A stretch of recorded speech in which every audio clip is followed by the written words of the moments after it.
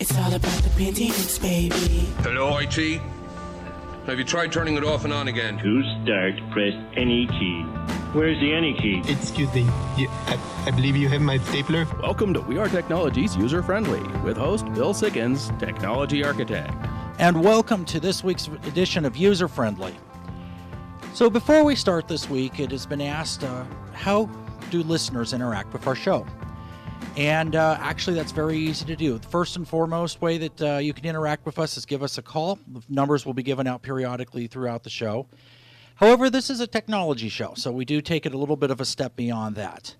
So if you'd like to send us an email, and we get it here live on the set, we can do that. User-friendly.tv, right-hand side, there's a giant blue Ask Your Question button.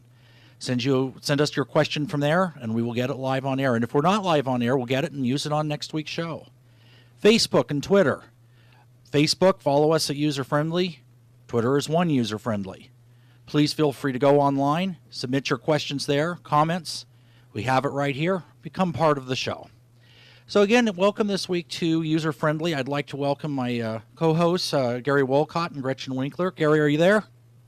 Good evening. Hello. Good evening to you, too. No, I actually meant to say greetings. I guess it came out good evening. Well, I suppose... by the way, the phone number is 855-790-8255, and we do want to hear from you. I mean, can you imagine somebody in this day and age having a business that doesn't have a technology problem? I mean, really. Well, I think that's the business we want to maybe all try to find, although I believe they call that utopia. So not in my world. I mean, I already had one this morning I wish I could have called you about. But, no, it's all over the place, and it's a big part of just doing business today. The tech either makes it or breaks it. So, here we are. All right, Gretchen, are you out there? Yes. Well, let's hear what the news are today. Okay, well, our first one here is e-commerce site eBay is asking users to change their passwords after a cyber attack compromised a database containing encrypted passwords. eBay says its investigation is active, but it can't comment on specific number of accounts affected, but it says the number could be large. So, in short, eBay got hacked. And this seems to be the theme of about the last year, starting with the big Target hack last fall. And we've been seeing this kind of across the board, from stores to just about everything else. And, off the record, eBay has released a little bit of information on what happened. And they're looking like somewhere around 150 million accounts may have gotten affected by this. And I found it very interesting because the email that was originally sent out regarding this was everything's going to be okay, just, you might want to change your password. And to me, that's similar to my bank calling to say, hey, the bank just got robbed, and they got your home address and keys to the front door, so you might want to change the locks, but everything will be okay. So we'll see what happens here. Basically, what happened is a hacker got into the employee access to eBay and was able to access passwords that way. So do go and change your eBay password. Okay, our next one is Visa and MasterCard are renewing a push to speed the adoption of microchips into U.S. credit and debit cards in the wake of the recent high-profile data breaches. Card processing companies argue that a move away from the black magnetic strips on the backs of credit cards would eliminate a substantial amount of U.S. credit card fraud. They say it's time to offer U.S. consumers better protection, which is already offered in Canada, Mexico, and most of Western Europe. So chip and PIN is a format for credit cards that actually has been in existence for a while now. And as you say, it's used in Europe and a number of other countries. The United States hasn't deployed this just, I think, mainly because of cost, as it would require changing every credit card reader, every ATM reader in the country. So we've continued to use our MagStrip cards, a technology that's now surpassing, I believe, 30 years, or even actually quite a bit more than that old. And, the question becomes, when does the tipping point happen that we do this kind of an upgrade? It's getting to a point now, you can get chip and PIN at most banks in the United States if you request it under certain circumstances. I know in the European Union, they're talking about a point where the MagStrip cards actually won't work anymore at some point just because of the security that's we're seeing as breaches. And then Target kind of pushing this and eBay bringing it back to the forefront. Hopefully we'll start seeing an adoption of this technology here in the next little bit, and this is something that would really, I think, help with all of these security breaches. You know, in the second half of the show, we're going to talk about this a little deeper.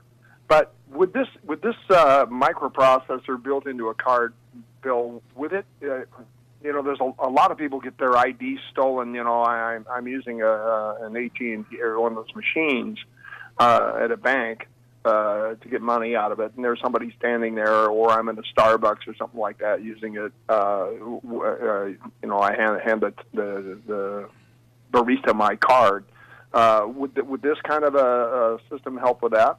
Well, it certainly would help. The idea of saying that it could prevent identity theft, I certainly would never go there, but it would certainly make it a lot harder. And like you say, we'll be talking about this in a lot more detail in the second half of the show as to how this works and what it does.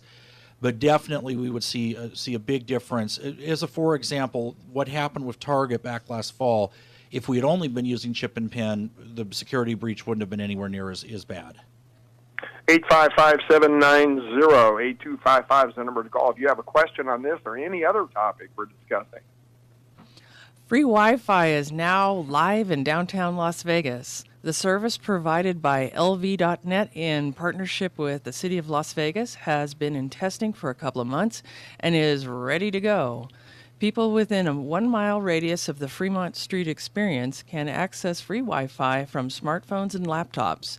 In the next year, the company plans to expand to a 3-square-mile radius. So, internet access in cities, free Wi-Fi, this type of thing is not anything that's brand new. Portland, Oregon had it for a while, and some places have been very good with the rollouts of it. Others have had a very problematic experience. I do think Las Vegas is going to be an interesting place to see this because it is one of the primary industries is tourism down there. It makes a lot of sense to be able to kind of be anywhere and be able to access your wireless device.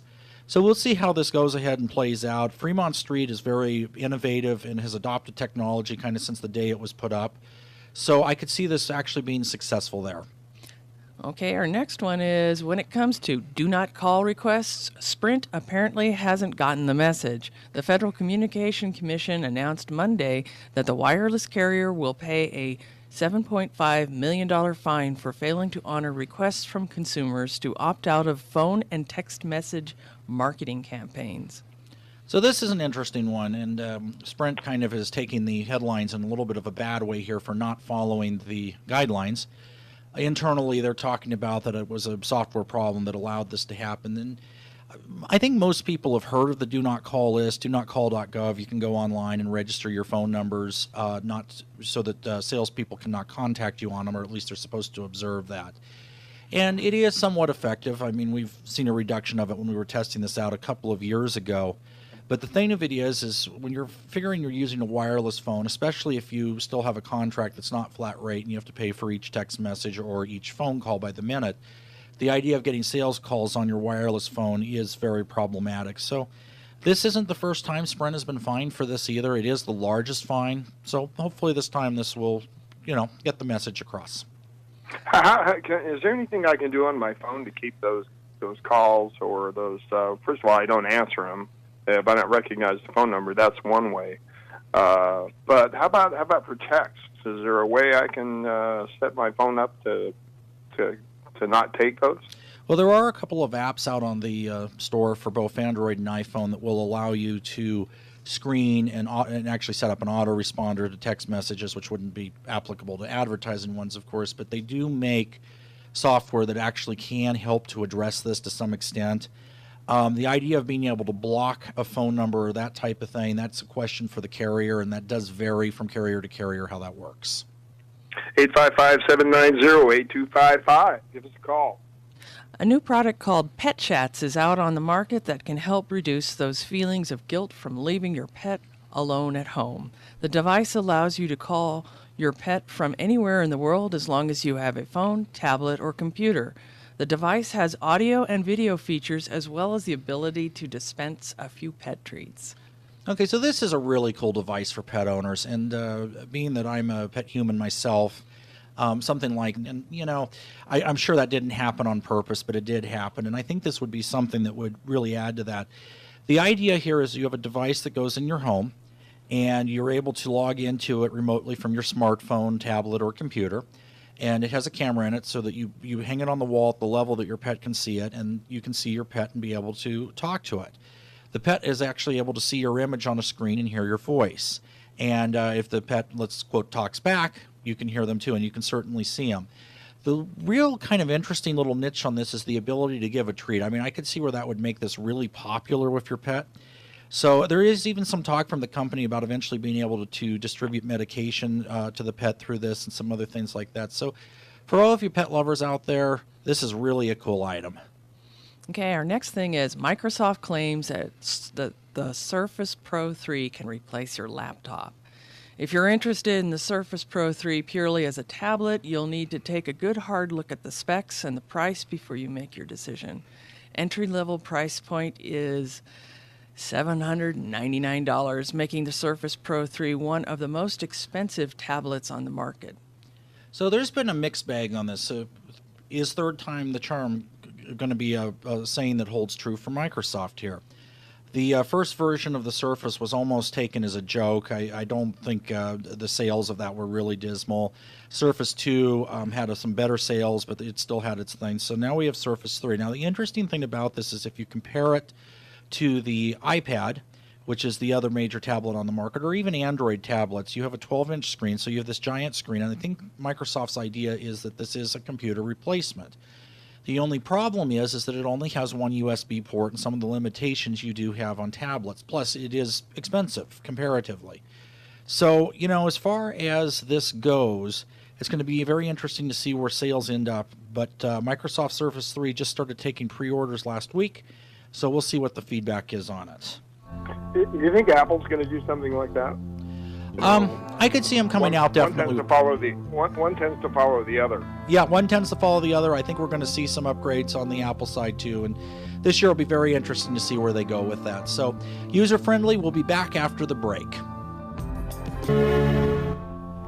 And welcome back, and we come back with a question on Twitter from Las Vegas, and the question is it possible to secure business databases when online? And Gary, I think that you had a couple of questions about that too. Yes. Well, I mean, first of all, can you? Well, how do you secure your website? How do you secure your business? How do you secure your personal information? How does a business do that? Well, there's a couple of different ways to look at it, and this being such a hot-button topic right now is very important for any business to really think about. The idea of being able to be completely secure on the internet or really anywhere else is something that you don't want to look at that, and if anybody promises it, you need to really double-check what they're saying, because absolute security has never been guaranteed to anybody. And as a for example for this, there's an article in the news from what they are calling a hack-proof drone.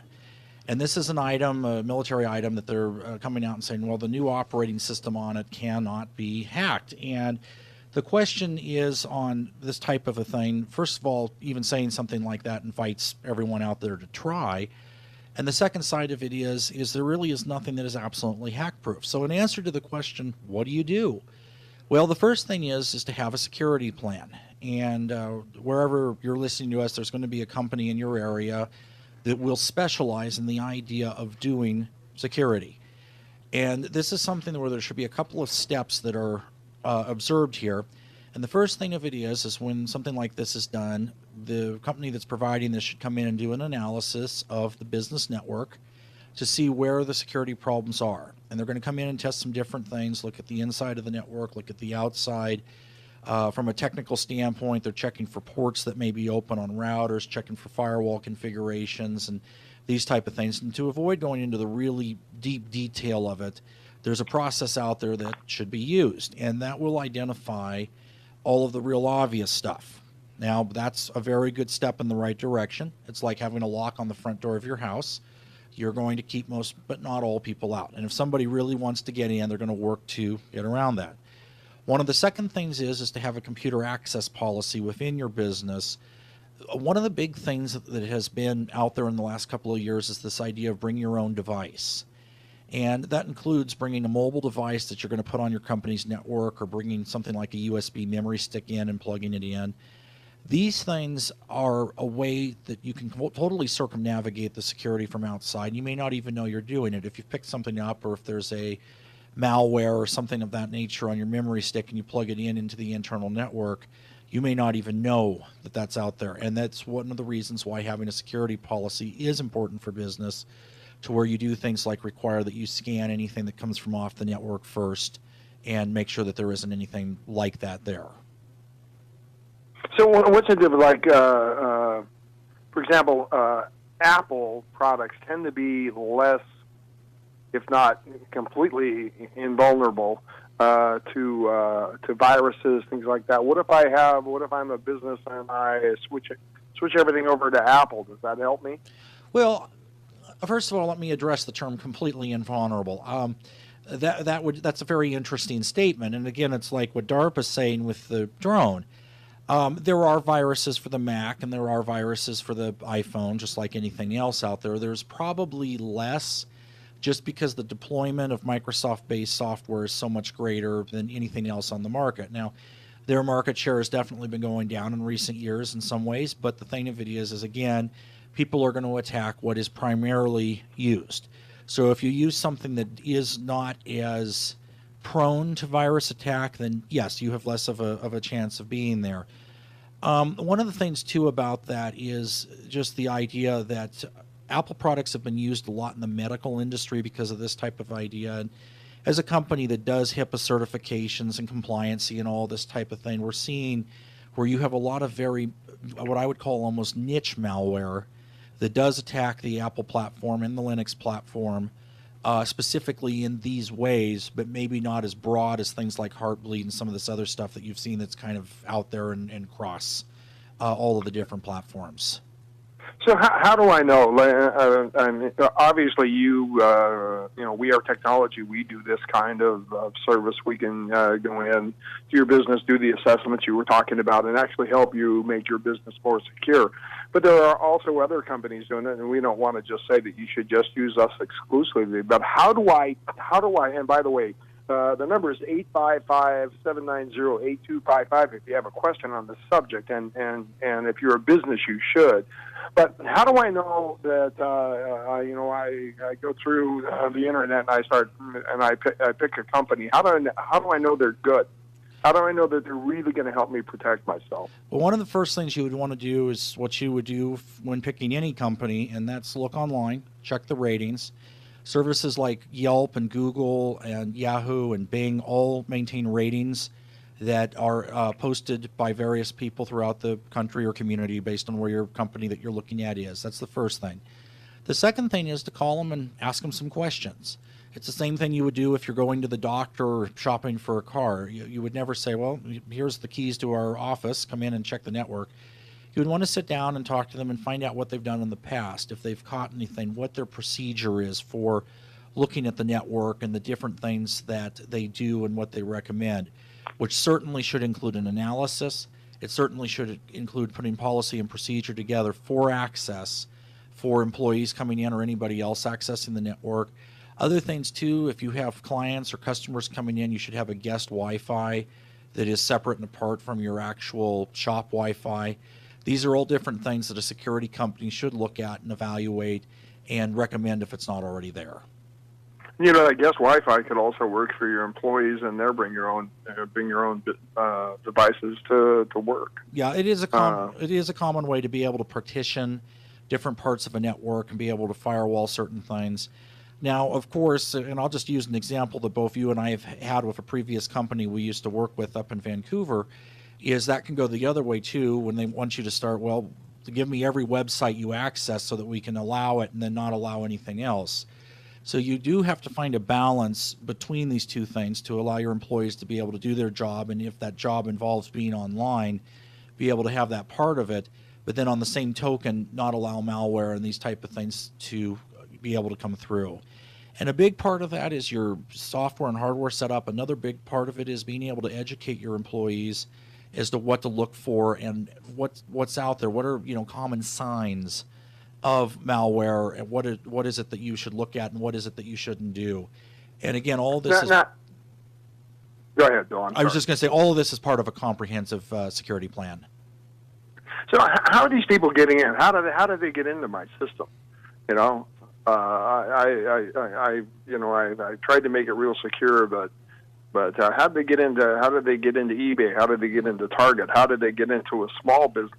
And then after we do that, I want to talk about insurance. That's an important part of this too. Absolutely. Well, and the answer to the question there is the biggest thing they look for is something that's been forgotten. Now, an official statement being made on this has not come out yet from Target, but I'll go ahead and go through a hypothetical process that may be applicable here to kind of give the idea of what really happened. And that is, you had a big box store that had a number of networks within the store. One of the networks handled things like utilities, HVAC controls, environmental controls, these type of things. Then you had a guest network where just the shoppers could come in and get online. And then you had a network that handled the point of sale where all of the secured data was. So what ended up happening is the Wi-Fi network was set up and secured. However, the network that controlled the environmental, the air conditioning, and that type of thing was not properly secured from the network that handled the point of sale. So someone was able to get onto the Wi-Fi and burrow their way into the next piece of it. And from that, they were able to get in and then get into the inside network. So that's an example of a security hole. And that is an example of something that should be identified by the security team for whatever the organization is.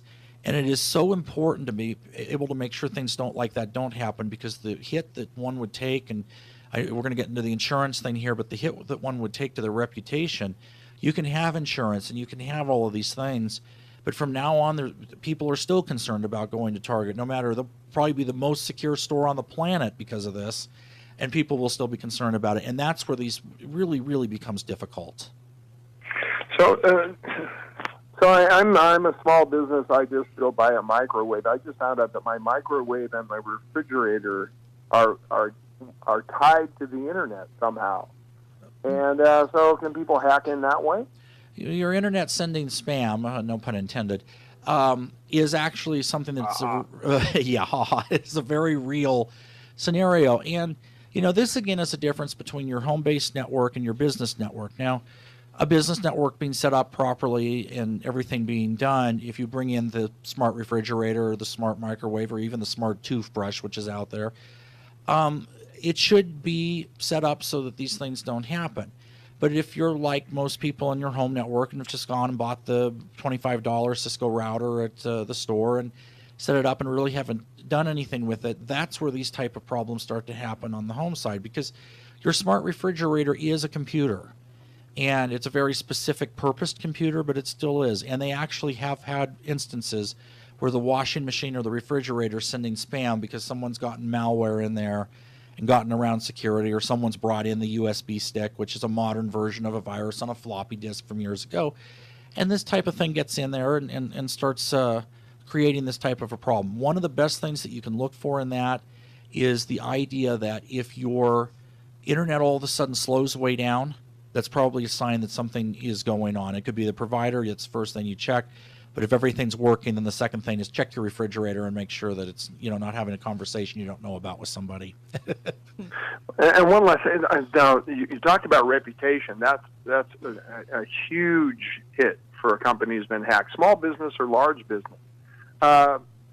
It cost, I believe the last estimate I saw was $275 or $300 per person hacked. So if it's 150 million people for eBay, that's 150 million times $300.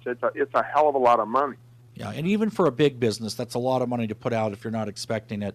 For a small business, it can put you out of business. And Gary, what I think we're going to do is actually devote a show to insurance and cyber liability coming up in a few weeks. Thank you very much, and thank you for listening. This is User Friendly.